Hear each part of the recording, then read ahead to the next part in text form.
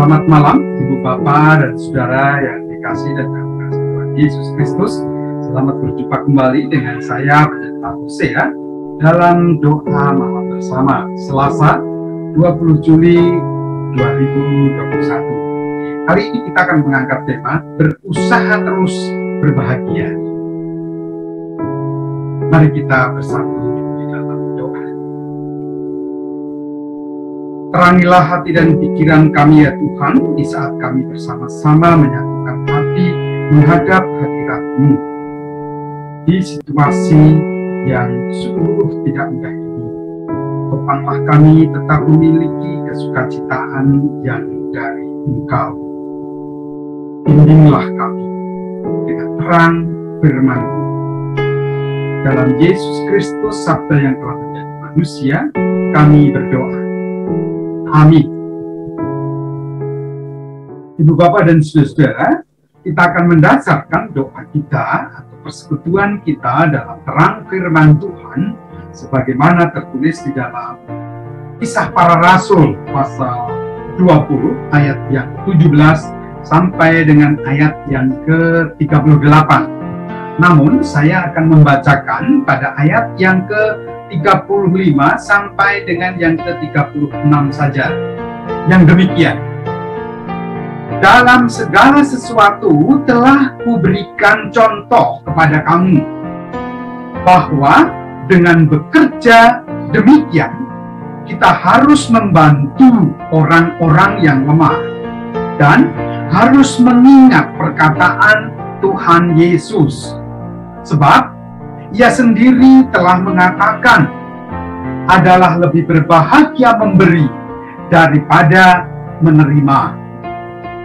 Sesudah mengucapkan kata-kata itu, Paulus berlutut dan berdoa bersama-sama dengan mereka semua. Ibu Bapak dan Saudara yang dikasihi Tuhan, perpisahan adalah sebuah keniscayaan, sebuah kondisi yang sering kita alami. Tetapi banyak orang tidak menghendakinya. Banyak orang menolak adanya perpisahan. Paulus tampaknya sangat menyadari akan hal itu, sehingga ketika harus berpisah dengan jemaat, khususnya pada saat itu di Miletus, jemaat di Efesus, ia memandang penting untuk mengelola suasana itu.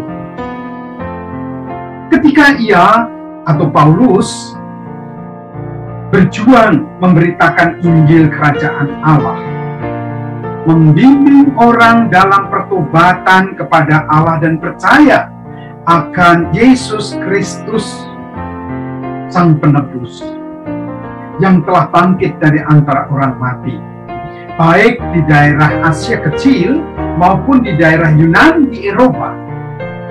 Dia menghadapi ancaman pembunuhan dari pihak orang-orang Yahudi.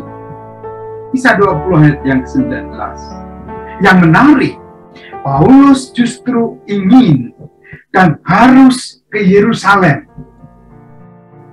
Tentu ia akan menghadapi banyak orang Yahudi di Yerusalem, di Yudea, imam-imam, ahli-ahli Taurat, dan juga orang-orang Farisi yang tidak senang, di mana kehendak Roh tampaknya menuntun dan membawa Paulus untuk saatnya tetap jalan pergi ke Yerusalem.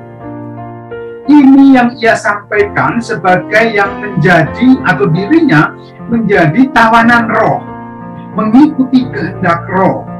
Maka ia menyampaikan juga, Roh Kudus telah menuntun dari kota ke kota dalam pekerjaan pelayanan memberitakan Injil Tuhan.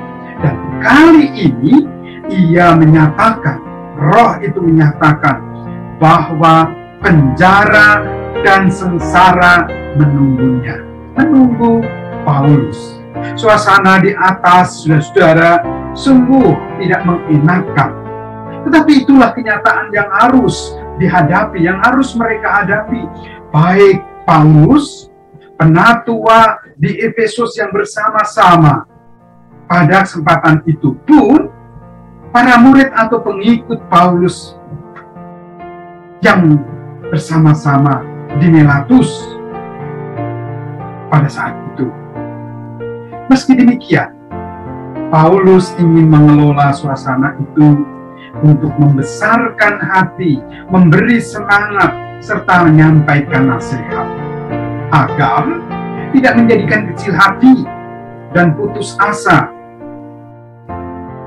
melainkan tetap kuat dan siap menghadapi apa yang akan terjadi di waktu mendatang, di masa-masa selanjutnya, dan harus melakukan apa yang mereka kerjakan.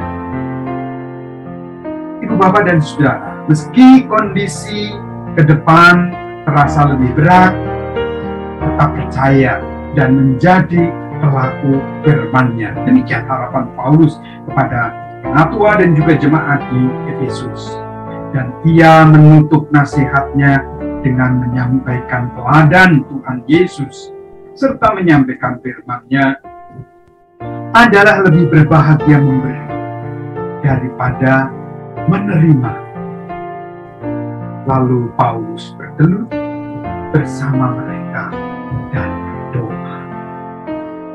Ibu, Bapak, pandemi yang masih kita hadapi telah menghadirkan berbagai bentuk perpisahan, mulai dari bertegur sapa, makan bersama, ibadah, hingga secara fisik terhadap sahabat dan saudara kita yang harus meninggalkan kita.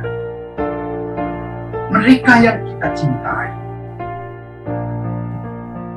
Mungkin kita akan bertanya dengan kondisi yang berat, seberapa lamanya akan berakhir? Hingga saat ini kita belum tahu. Mungkinkah ini akan semakin berat? Bisa ya, bisa tidak. Kepastiannya kita belum. Yang pasti adalah kita tetap harus melangkah dan tetap percaya seperti Paulus, tetap dalam penyertaan Roh Kudus dan menurut kehendak-Nya, tetap dalam penyertaan Tuhan Yesus. Tentu juga kita dalam susah dan senang, saat harus terus menyatakan adalah lebih berbahagia memberi daripada menerima. Dan mari kita tetap berdoa. Amin. Marilah kita bersatu di dalam doa.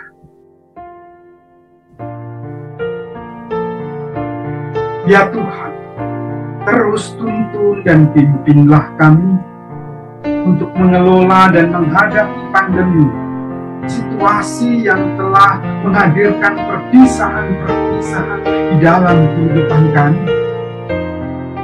Biarlah tidak berhenti pada rasa penolakan, akan tetapi kami terus dimampukan untuk melangkah dengan tetap percaya akan Engkau yang setia dan tetap beserta. Engkau yang menopang atas apa yang harus kami lakukan. Karuniakanlah kesabaran dan penguasaan diri, agar mendasari kami melakukan sabda-Mu dan lebih berbahagia memberi daripada menerima. Hal baik boleh kami saksikan menjadi berkat dan pengajaran bagi banyak orang, bagi sesama kami, bagi kemuliaan nama Tuhan. Sempurnakanlah doa kami dalam Yesus. Amin. Demikian doa bersama kita, Bapak dan Saudara yang terkasih.